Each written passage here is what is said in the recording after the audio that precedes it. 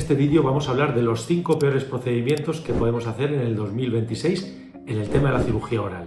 Soy el doctor Jorge Calvo de Mora, soy médico, soy cirujano maxilofacial y odontólogo. Y si te quedas conmigo a ver este vídeo, te vas a sorprender de las cosas que ya no estamos haciendo o hacemos muy poco en el siglo XXI.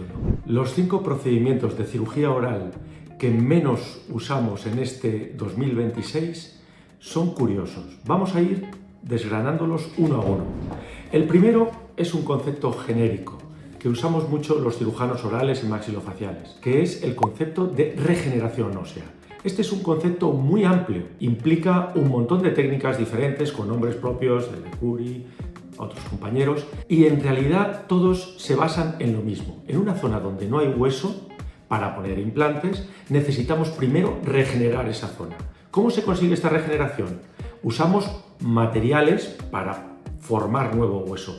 Esos biomateriales también pueden ser del propio individuo, cogiendo injertos del mentón, de la propia mandíbula, en ocasiones incluso de zonas extraorales. Recurrimos también a biomateriales generalmente ya comercializados, industrializados, de donante cadáver, de cerdo o de vaca, y luego todos esos materiales o biomateriales muchas ocasiones los recubrimos con una membrana. Como veis, es un proceso que requiere el uso de varios materiales y es relativamente complejo. A veces esas membranas hay que fijarlas con chinchetas, a veces hay que usar microtornillos. Todos estos procedimientos de regeneración ósea cada vez están más en desuso. ¿Por qué? ¿Qué inconvenientes tienen? Inconveniente número 1, muy sencillo de comprender, la dificultad técnica. Esto no lo hacen todos los dentistas, necesitas una formación específica. Segundo, además, una vez que tú regeneras la zona, necesitas que ese hueso que tú has colocado sea, por así decirlo, hecho propio del individuo. Es decir, hay un periodo de regeneración de ese hueso que suele ser entre 6 e incluso 9 meses. Y tercero, implica además una segunda cirugía. Una vez que eso está regenerado, luego tienes que colocar los implantes. Entonces, hay un procedimiento relativamente largo y ya vemos que es difícil de hacer. Hoy en día, ¿por qué lo hacemos menos? Porque tenemos otras soluciones que ya explicaremos en otros vídeos, pero usamos implantes más cortos, usamos implantes corticales, en fin, no digo que nunca se usen, pero es cierto que las técnicas de regeneración ósea están perdiendo preponderancia en estos últimos años. Dentro de ello, y aquí viene el segundo procedimiento que usamos poco o cada vez menos, es un tipo de regeneración ósea que se llama la elevación de seno maxilar. Esto es un procedimiento que solo hacemos lógicamente en el maxilar superior y que implica una técnica que abrimos en la zona lateral del maxilar y cuando no queda nada de hueso entre el seno maxilar y la boca, y la parte digamos más visible de la encía, entramos en ese seno maxilar y levantamos el suelo del seno maxilar, colocamos esos materiales de los que hemos hablado, tipo injerto en la parte inferior, y dejamos que se forme nuevo hueso. Las complicaciones son muy parecidas al ejemplo que os he contado antes, es decir, es un procedimiento técnicamente cuidadoso, segundo, requiere mucho tiempo y habría que hacer una segunda cirugía otra vez para colocar los implantes. Cada vez recurrimos menos a esta técnica porque hay soluciones diferentes. Ya hemos hablado de los implantes subperiósticos o corticales, que en casos de grandes atrofias son una solución, al igual que los implantes cigomáticos, que van anclados en el cigoma, salvando esa zona de atrofia en la zona maxilar.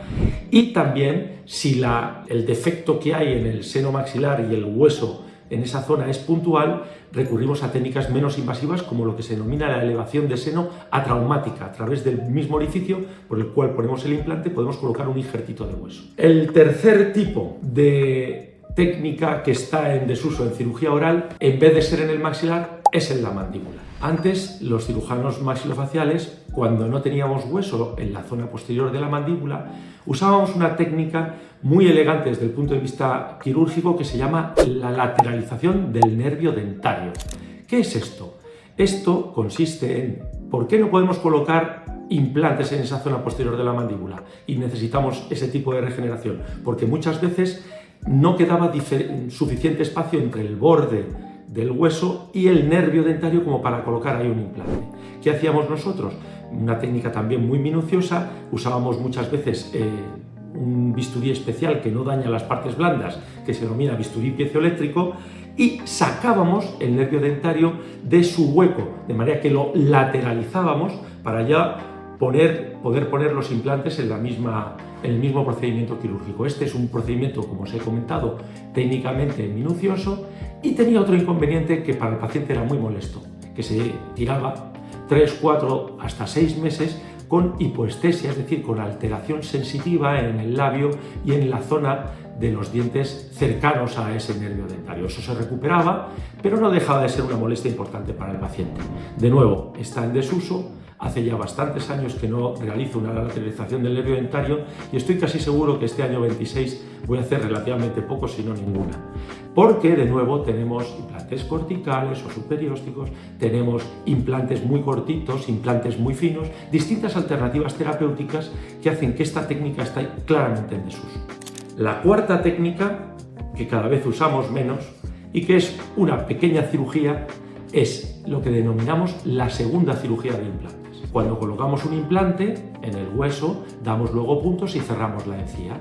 Y la segunda cirugía no es nada más que, una vez pasado el periodo de osteointegración, en torno a 2 meses y medio, 3 meses, abrimos un pequeño redondel de encía para poder acceder al implante. Esto, desde el punto de vista técnico, no tiene ningún problema, pero sí que es cierto que al paciente hay que volver a anestesiarle un poquito ahí en la zona local, pero sobre todo tiene implicaciones desde el punto de vista protésico y de una cosa que cada vez vemos más, que es un problema que es la periimplantitis, la pérdida de hueso alrededor del implante.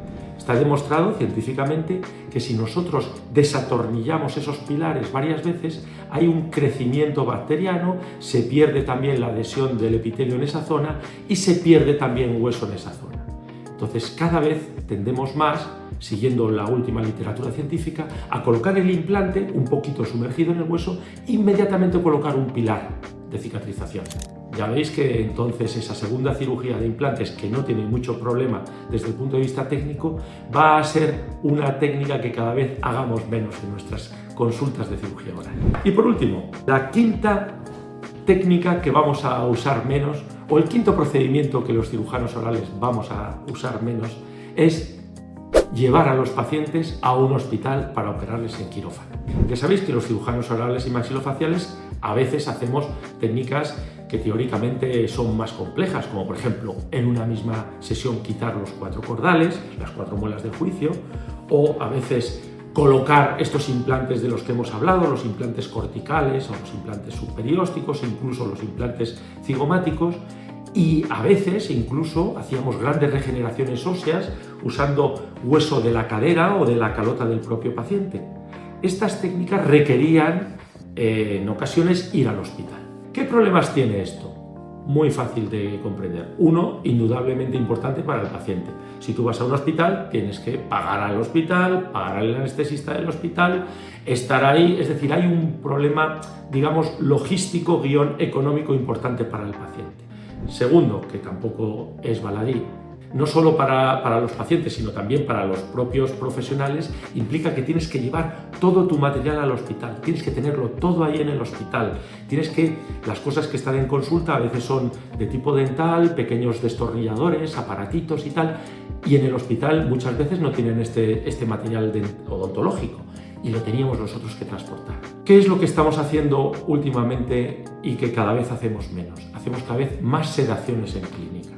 Incluso para pacientes, para quitar los 4 cordales, llamamos a un anestesista, un equipo de anestesistas que en concreto en nuestra clínica vienen, agendamos con ellos y hacemos en una mañana 2 o 3 casos de cirugía oral, quitamos 4 cordales, colocamos unos implantes corticales o subperiósticos, incluso podemos llegar en ocasiones a poner algún implante cigomático. Es cierto que todavía nos quedan casos que necesitan ir al hospital. Por ejemplo, las cirugías ortognáticas las hacemos con anestesia general. Por ejemplo, algunas cirugías de implantes cigomáticos en los que se ponen 2 implantes a cada lado, que es un poquito más complejo, también lo hacemos con anestesia general. Pero la idea general es que cada vez vamos reduciendo más nuestros casos que son llevados al hospital. Bueno, espero haberos aclarado un poco los peores tratamientos de cirugía oral que vamos a hacer en este 26 y que si en algún momento alguien os dice que necesitáis haceros estos tratamientos, pensad si hay alguna posibilidad de hacer algo que sea menos traumático y que vaya bien para que al final podáis tener un tratamiento y una sonrisa y una masticación perfecta.